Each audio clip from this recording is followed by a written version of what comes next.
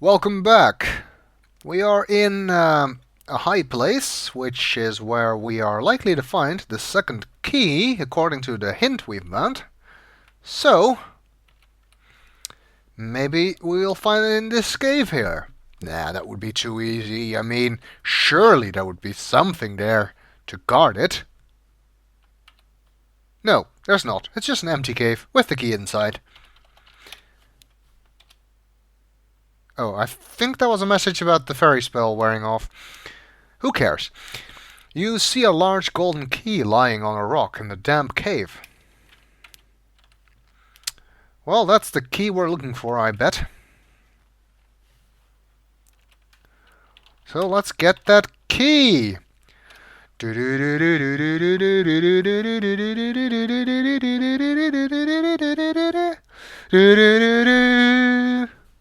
We got a key. Okay.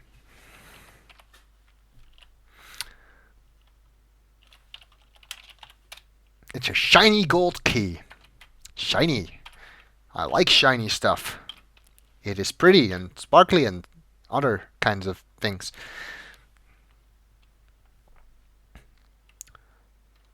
Well, I guess that means we need to go back to the door. Well, since climbing back down from here seems to be a bit of a bad idea, let's ride the carpet again. At least we don't have to climb any beanstalks or walk down incredibly long mountain paths this time.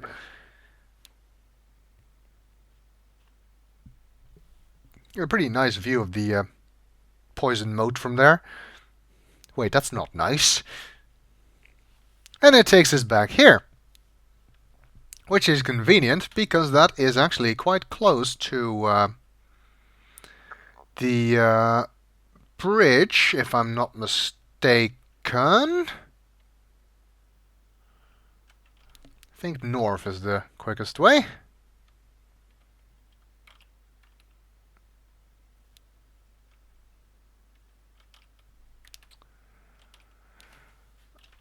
Oh, come on. That doesn't look that deep. Oh. Oh! Well, I guess we could renew our protection. The fairy starts to sprinkle you with fairy dust. Yes, we've heard you say that before. Eee, she follows us around. I'm a bit afraid of falling in the chasm when switching screens here.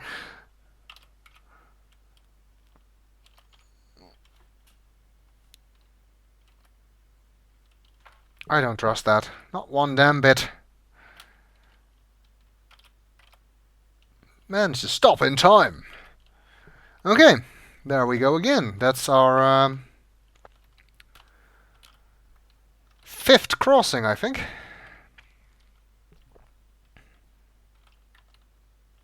And we get another point, of course.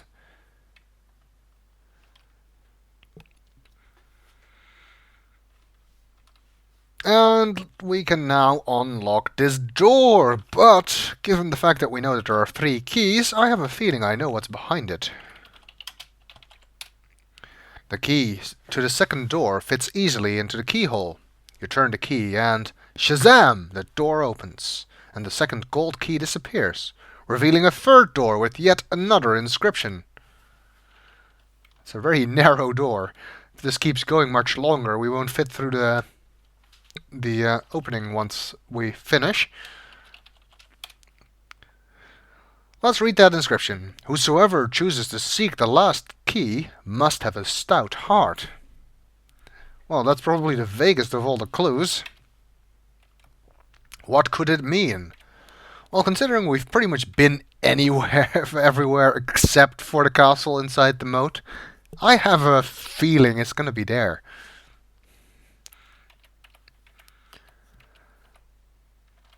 Crossing number 6. We have 1 more left, and only 1 time we can do that again. Where are we now? In dwarf territory, so need to be a little bit careful. I think I want to go north from here.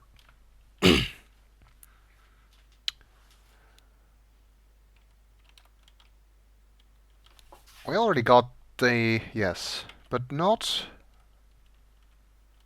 no. It's been a while since my last recording session, so... The dwarf seems to have left you alone, thanks to your protective spell. Thank God, because I didn't really feel like making a detour. That fairy spell is turning out to be quite useful. Hey, that's new. The lake is foul and stinking. It may be poisoned. All vegetation looks dead around it. There's a desolate island in the middle of the poisoned lake. A shrouded figure stands silent. He reminds me of the ferryman of the river Styx, which is probably not a good sign. I will deal with him. We, of course, need him. And again, he shows up only after you read the third clue. Another indication that that is indeed where we need to go for the last key. But I forgot something earlier, which we will need.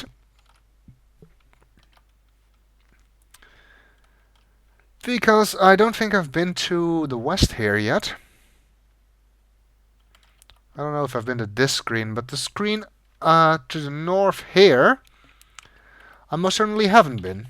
And there's something here. There's a stake leaning against a tree. And it's not one you can eat either.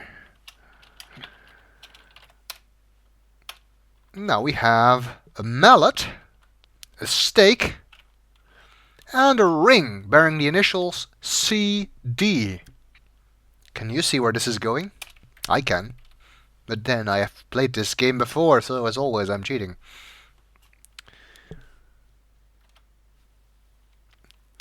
Alright, let's go deal with the ferryman.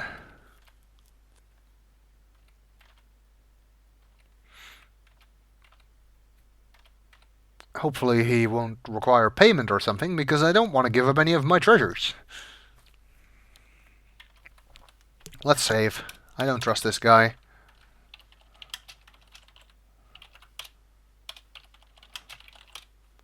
The small wooden rowboat looks old and rotted from traversing the poisoned lake.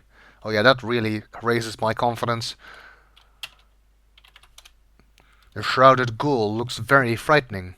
His hands are little more than claws, and his face is completely hidden inside the hood of the shroud. He is standing in a small boat.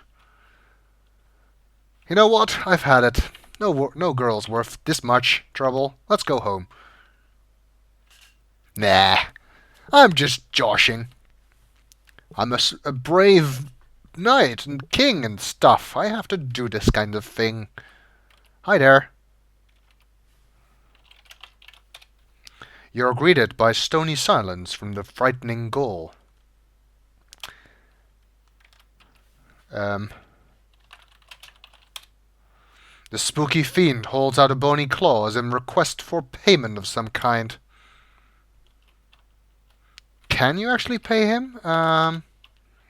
Give earrings to man. The shrouded ghoul takes your treasure. Silently, he gestures towards the boat. You can!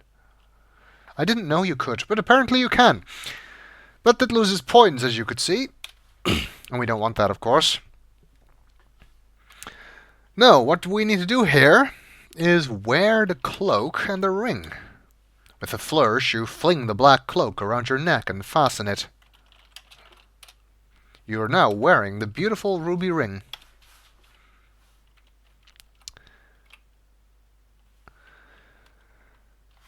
Fortunately, they didn't feel like animating that or anything. Look at me, I'm wearing a cloak. It's invisible, people.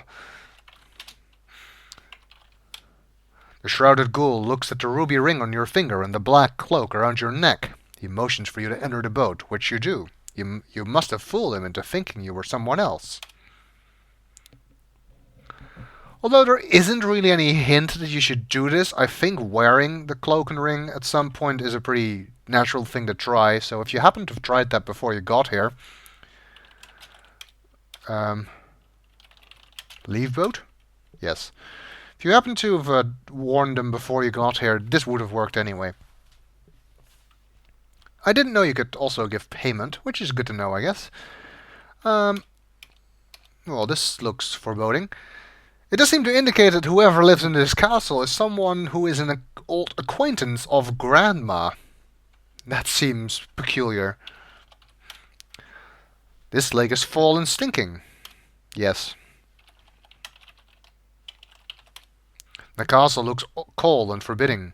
2 dark towers rise on either side of it. The castle is surrounded by deadly thorns and brambles. Brambles? Where have we heard that before? Well, anyway, this doesn't look too bad. I'm sure I can maneuver my way through. You have been poisoned by the thorns and can no longer continue the game.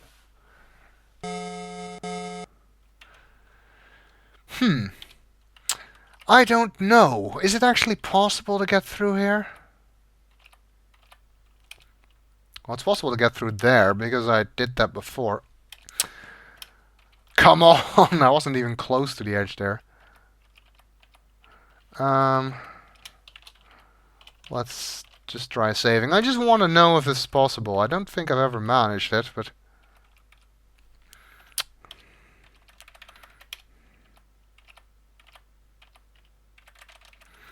But I want to know!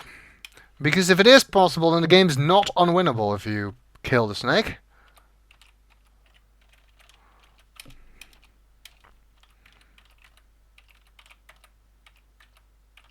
Well, I guess that answers that question. The game is not unwinnable if you kill the snake. However, there's a better way. After all, we have a sugar cube that protects us from poisonous brambles. I guess that makes the snake bridle puzzle a little bit better, but still rather cruel, because how are you ever supposed to figure out that you can do this and to get more points? But at least you can still finish the game, apparently. The sugar cube doesn't appeal just now. Really?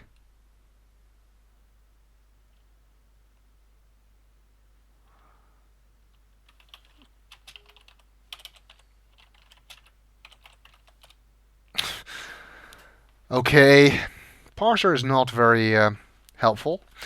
After swallowing the magic sugar cube, you get a feeling of invincibility. And we got a point. And now we can walk into the brambles all we like. They won't harm us anymore. Okay, well, at least now we know that you can do this without the sugar cube, but it is certainly a lot easier if you do have it. Not sure if the ghosts are dangerous. I don't think they are, but there are 2 spooky ghosts guarding the door of the gloomy castle. This situation looks bad. The 2 spirits are fooled by the black cloak and the large ruby ring that you are wearing. They slowly float away. Maybe you remind them of someone else. So it seems that in order to be able to get into the castle, you must have the cloak and ring. Even if you didn't use it to get past the ferryman. So if you ate the chicken soup instead of giving it to Grandma, you'd still be stuck here. Well, I guess we're going to check out what's on the inside of this castle. And there's been quite a few hints of what there will be, or who we might find, in the next video.